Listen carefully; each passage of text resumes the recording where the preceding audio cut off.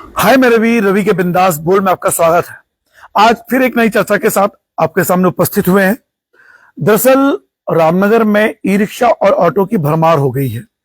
तो कई बार यहाँ के जो लोकल ई रिक्शा और ऑटो वाले हैं उन्होंने मुझसे बोला कि रवि भाई एक रिपोर्ट बनाइए कि यहाँ जितने भी ऑटो वाले हैं या ई रिक्शा वाले हैं उनका सत्यापन हो, और इनका सत्यापन क्यों होना चाहिए। तो पहले खबर डाल लेते हैं। रवि के बिंदास बोल में आप लाइव देख रहे हैं। देखिए, रवि के बिंदास बोल में आप लाइव देख रहे हैं और देखिए मैं आपको ये खबर दिखा देना चाहता हूं। ये देखिए आप, ये खबर है हल्द्वानी की।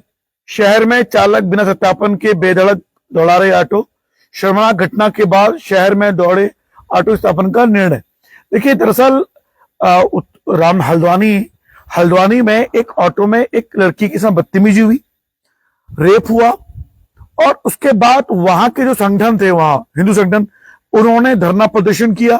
उसके बाद प्रशासन जागा हल्द्वानी में और 6000 ऑटो का होगा सत्यापन। यानी कि देखिए यहां पे आरोपी को सजा की मांग का प्रदर्शन था। फिलहाल ये घटना थी 31 जुलाई की। ये देखिए आप, किराए पर लेते हैं ऑटो, ई रिक्शा पर कर रहे मनमानी, 11 रूटों पर चलते। ये हल्द्वानी की घटना है। देखिए रवि के बिंदास बोल में आप लाइव देख रहे हैं। ये घटना हल्द्वानी की है जहां पर ऑटो का सत्यापन हो रहा है। अब सबसे बड़ी बात यह है, क्या ये सत्यापन रामनगर में भी होना चाहिए। रवि के बिंदास बोल में आप लाइव देख रहे हैं और मुझे जब कहा गया कि रवि इस पर रिपोर्ट बनाइए तो मुझे लगा कि इस रिपोर्ट को लेकर आपके पास आना चाहिए। देखिए रामनगर एक छोटा सा शहर है और नगर पालिका 2.5 किलोमीटर के क्षेत्र में है। अब थोड़ा बढ़ जाएगी। यहाँ पे इतने ज्यादा ई रिक्शा हो गए, इतने ज्यादा ऑटो वाले हो गए हैं कि जो लोकल यहाँ के लोग हैं जिन्होंने ई रिक्शा लिए हैं उनको अपनी किस्तें निकालना बड़ा मुश्किल हो गया है। ऐसा मुझे लोगों ने कहा जो ई रिक्शा चालक ऑटो चालक हैं। तो मैं बहुत दिनों तक सोचता रहा कि इस पर रिपोर्ट बनाऊं या ना बनाऊं। फिर मेरी नजर जब हल्द्वानी के इस रिपोर्ट में गई तो मुझे लगा कि उनकी भी पीड़ा होनी चाहिए। अब जो दरअसल जो यहाँ आए हैं, देखिए ई रिक्शा और ऑटो किराए में लेना बड़ा आसान है। आप खरीदिए और 300 रुपए पर डे के हिसाब से ई रिक्शा किराए में मिलता है, ऑटो भी आपको 400-500 किराए में मिलता है। और जो लोग हैं अधिकतर ये बाहर से हैं, यानी रामपुर, मुरादाबाद, बिजनौर, यहां से आए लोग बताए गए हैं। इसकी पुष्टि मैं नहीं करता हूं कि वास्तव में ऐसा है या नहीं है, लेकिन रामनगर में क्या एक बड़े हादसे की ओर संकेत है, क्योंकि सत्यापन होना तो जरूरी है। ऑटो की और ई रिक्शा की लिमिट होनी चाहिए। पार्किंग की बड़ी समस्या है ऑटो और ई रिक्शा की। तो वो सवाल जो उन चालकों ने मुझसे पूछा, वही सवाल मैं आप लोगों के सामने लेके आया हूं। क्या रामनगर में भी हल्द्वानी की तर्ज पर ऑटो और ई रिक्शा को चला गया है? माफी चाहूंगा, नेट चला गया।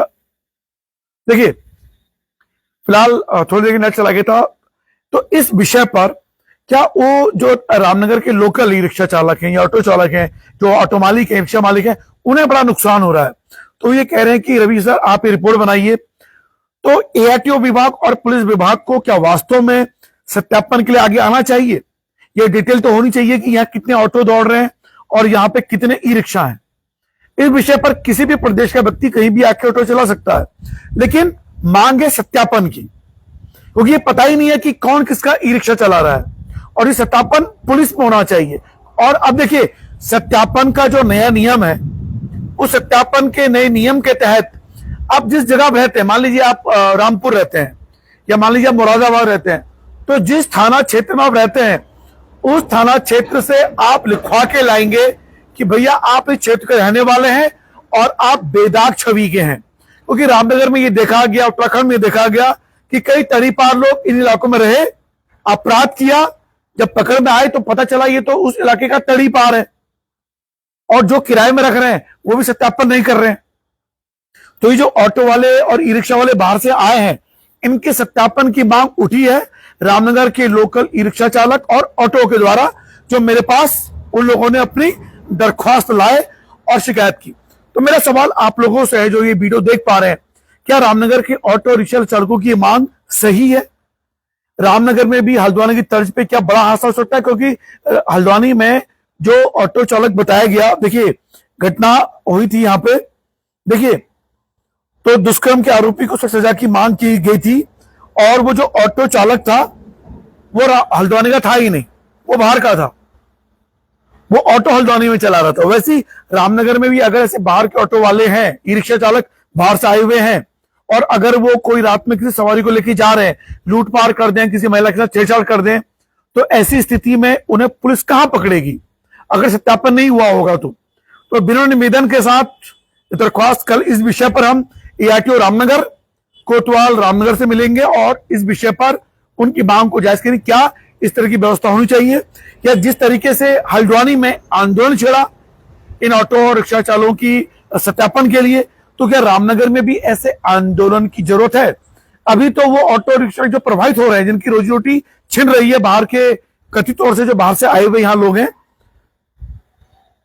तो उनकी जो मांग मैंने आपके सामने रख दी है। रवि के बिंदासपुर में आप लाइव देख रहे हैं। कल इसी समय हम आपके पास एक नई समस्या के साथ आएंगे। हमारा मकसद है कि हम रामनगर या उत्तराखंड में जो जेन्युइन बातें होंगी उनको आपके सामने लाएं, उस पर विश्लेषण करें, वो तथ्य पे सामने रखें कि ये मामले सही या गलत। अगर मेरी राय में रखा जाए तो ऑटो और ई रिक्शा की गिनती होनी चाहिए और उनके मालिकों का और चालकों का सत्यापन होना ही चाहिए। ये रामनगर उत्तराखंड की सुरक्षा की दृष्टि से भी महत्वपूर्ण है और यहाँ के जो लोकल चालक हैं, लोकल ऑटो और रिक्शा मालिक हैं, उनकी रोजी रोटी के लिए भी बहुत आवश्यक है। आपकी क्या राय है टिप्पणी बॉक्स में जरूर दीजिएगा। कल मिलते हैं इसी समय एक नई सवाल के साथ जो बहुत महत्वपूर्ण होने वाला है। फिलहाल देखते रहिए रवि के बिंदास बोल। जय उत्तराखंड, जय रामनगर। फिर मैं आपको इस रिपोर्ट के साथ छोड़े जा रहा हूं जो ये हल्द्वानी की रिपोर्ट देख रहे हैं आप। हल्द्वानी में भी वहां के लोगों ने आंदोलन किया, जागा प्रशासन। अब हल्द्वानी के 6000 ऑटो का सत्यापन होगा, तो रामनगर में ऑटो और ई रिक्शा चालकों का और मालिकों का सत्यापन क्यों नहीं हो सकता? यह सवाल मुझसे पूछा गया, वो सवाल मैं आपके सामने रख दिए हैं। फिलहाल देखते रहिए रवि के बिंदास बोल। जय उत्तराखंड, जय भारत।